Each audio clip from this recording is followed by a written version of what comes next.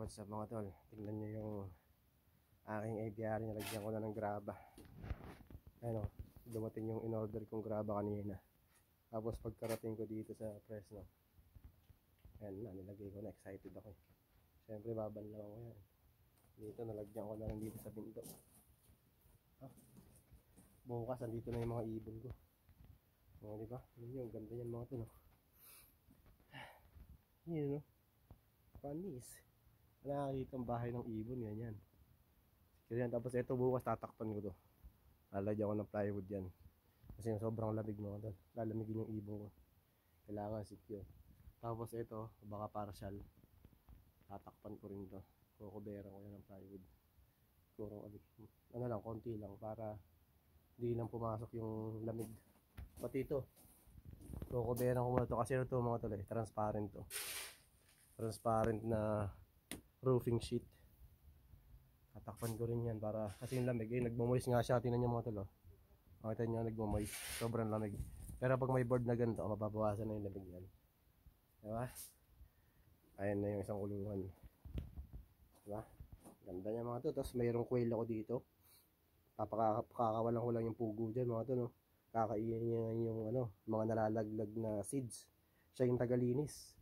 So, nakakawala lang yung mga ibon ko rito. Sayang ng ibon ko na ito mga tol. Yun o. Yun naman yan. Ayun na yung bunga ng pinaghirapan ko. Malaki-laki na gastos ko rito. Ilang daang dolyares ng ginastos para lang mabuo ito. Kasi ito hindi pa tapos. Pero susubukan kong tapusin yung this weekend bago ako bumalik ng yung trabaho.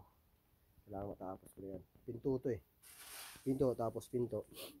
Para secure na hindi makakalabas ng ibon. Ayos mga tol. Kasi ito malaking kulungan yung andyan. Yung flight cage ko. Para sa mga sa mga breeder o kaya sa mga hunted ko. O diba? Ito, tatakpan ko rin to.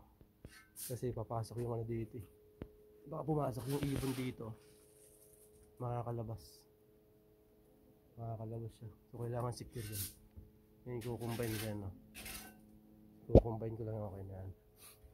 Ito, kailangan to may takip din to na board kasi pagka hindi ko ito nilagyan ng board, tutungtong yung ibon dito, kakainin nila to. Kayang kainin to ng ibon, ubusin nila to. Kailangan masecure yan. Cover yan lahat mga tol. Ito, hindi, kailangan talaga takpan ko to kasi hindi pa pwede nakalitaw yan. Kakainin nila yan, uubusin nila yan. Ito hindi nila tomat makakain dahil tatakpan ko rin to Dito naman yung malaking kulungan. Lalagyan, sisilyahan ko yan para hindi nila makain. O, diba? Ayos na. Pwede na. Ready na yung mga ibon ko bukas. Sana mabilis ko matapos. See. Tapos nangingitlog pa yung lovebirds ko saka yung parakeet. Babe, may lovebirds. They laid an egg again. But I hope they don't die, the eggs. Because they're gonna get stressed. Yeah, but I have this heat bulb. So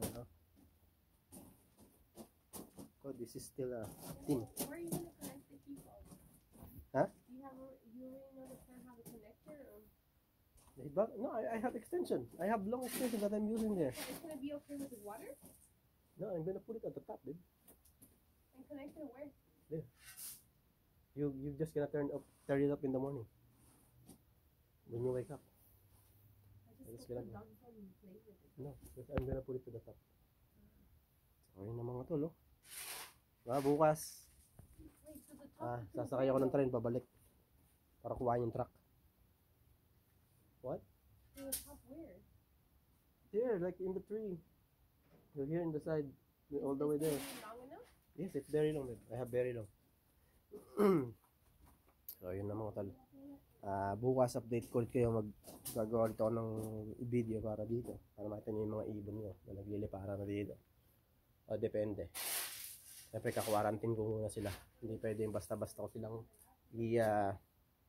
papaliparin baka kasi ma-stress. Maninibago sila sa sa itsura ng bahay nila. So siguro bago ako umalis, doon ko sila pakakulat bago ako bumalik ng trabaho. So yun lang mga tol. Yun bukas. Bukas dadaling ko ng ibon. So update ko kay bukas. Yun. Ingat mga tol. Bye bye.